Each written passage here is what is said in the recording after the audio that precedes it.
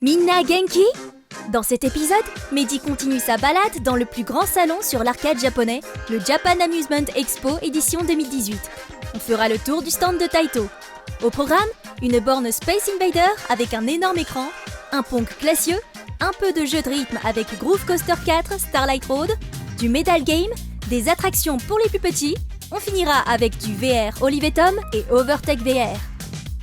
C'est parti pour le tour du stand de Taito qui fête récemment les 40 ans de Space Invaders, un monument qui a eu une conséquence sans précédent pour le développement du jeu vidéo japonais. C'est le fabricant de bornes d'arcade Roll Thrills qui marque le coup avec la borne Space Invader Frenzy. Un gun shooting muni d'un énorme écran où l'on doit dégommer les envahisseurs. Une borne que j'ai eu l'occasion d'essayer lors de l'exposition pour l'anniversaire des 40 ans de Space Invaders à Roppongi, Tokyo. Au passage, un petit clin d'œil à Florent Gorge car son livre sur Space Invader y était exposé et en vente depuis peu au Japon. En japonais s'il vous plaît. Si l'histoire du jeu vidéo vous intéresse, je vous le conseille. Allez, revenons au stand de Taito. Ce concept d'écran énorme a déjà été exploité par Roll Thrill avec leur Pac-Man pour Bandai Namco. La boîte américaine, dont j'ai déjà parlé à plusieurs reprises, continue donc d'étendre son champ d'action. Space Invaders Frenzy est d'ailleurs sorti aux États-Unis depuis bien un an.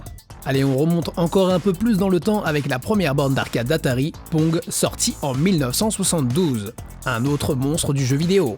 Cette borne classieuse sous forme de table ne dispose pas d'écran. En effet, elle utilise de véritables blocs.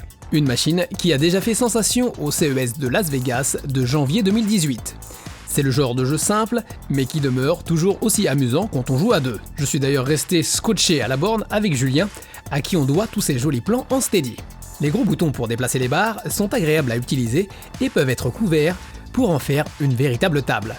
Elle peut aussi accessoirement faire office d'horloge, de speaker, elle dispose même de ports USB pour recharger par exemple un smartphone. Plutôt classe comme table de salon, non ? Passons à une autre borne au design plaisant, Groove Coaster 4 Starlight Road. Voici donc le 4e volet de cette borne de jeu de rythme que l'on a présenté pour la première fois il y a déjà 5 ans. Avec toujours ces deux gros boutons servant aussi de stick directionnel. La borne débarque ce printemps dans les salles d'arcade japonaises avec toute une compilation de nouvelles musiques.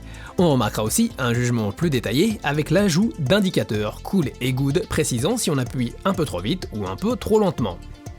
Allez, du Medal Game avec Ocean Monster, une borne développée par la société taïwanaise IGS et distribuée au Japon par Taito. C'est un jeu où vous shootez du poisson jusqu'à 6 joueurs en même temps. Il faut croire que la mer a du succès dans le genre Medal Game, comme on a pu le voir dans l'épisode présentant le stand de Sega.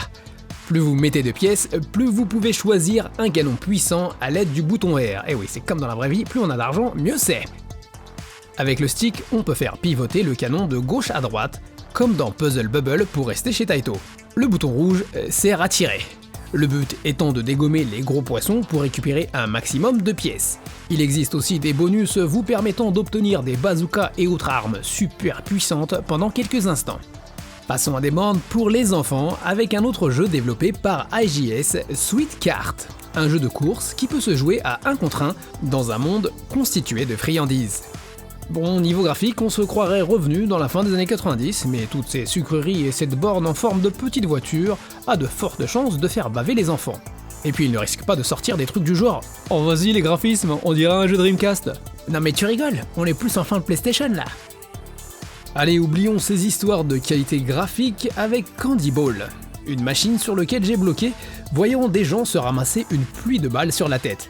Plutôt que de me foutre de la gueule des gens, j'ai décidé de me faire aussi arroser.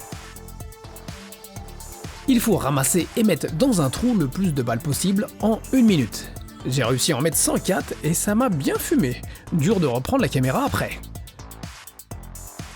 À côté, pour se mettre un coup de fouet, Million Arthur Arcana Blood, un chouette jeu de combat en 2D développé par Square Enix que j'avais déjà présenté sur le salon de l'an dernier.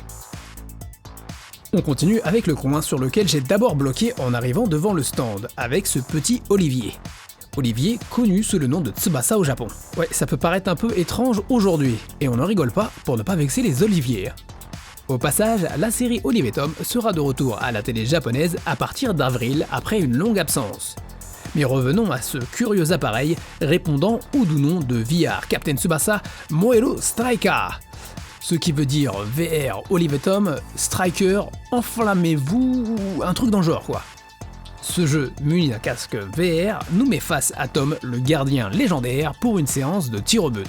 L'originalité de ce jeu est que l'on tire dans une vraie balle de foot. Si on frappe la balle au bon timing, on peut faire même des super shoots à la Mark Landers. Après le shoot, le ballon revient à sa place tranquillement. C'est tout de même une sensation étrange de frapper dans un ballon pour de vrai en virtuel. Ou l'inverse. Je suis pas sûr que ce que je viens de dire ça a du sens. Enfin bref. Il ne faut pas oublier de serrer ses choux avant. VR Captain Tsubasa Moero Striker devrait être en service pour automne 2018. Voici une autre machine qui attira mon attention. Overtake VR The Elite Challenge. Cette borne en cours de développement combine l'utilisation d'un casque HTC Vive et d'un cabinet muni d'un volant et de pédales, le tout nous secouant en fonction de l'action. Et avec le circuit tourmenté disponible sur le salon, de l'action il y en a. Après avoir fait monter une fille non pas blonde mais aux cheveux bleus, dans une voiture non pas rouge mais jaune, c'est parti pour une course de folie où des Apaches et autres avions de chasse nous balancent des missiles à la gueule. C'est la foire absolue, d'ailleurs on passe même par une fête foraine en cours de course. Pour ceux qui toutes ces turbulences risquent de faire revenir leur ramen avec le casque VR, il y a toujours moyen de jouer avec l'écran LCD de 43 pouces. Graphiquement c'est pas super détaillé, mais le fun est là. Généralement, l'utilisation de VR nécessite du staff, mais j'aimerais bien voir ce genre de machine dans une salle d'arcade standard. On retrouve ici la borne d'Enchadego que j'ai présentée l'an dernier.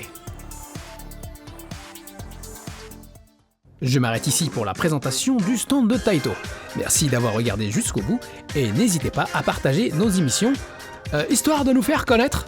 Enfin bref, je vous remercie encore et je vous dis à très bianto. Soledeva mata!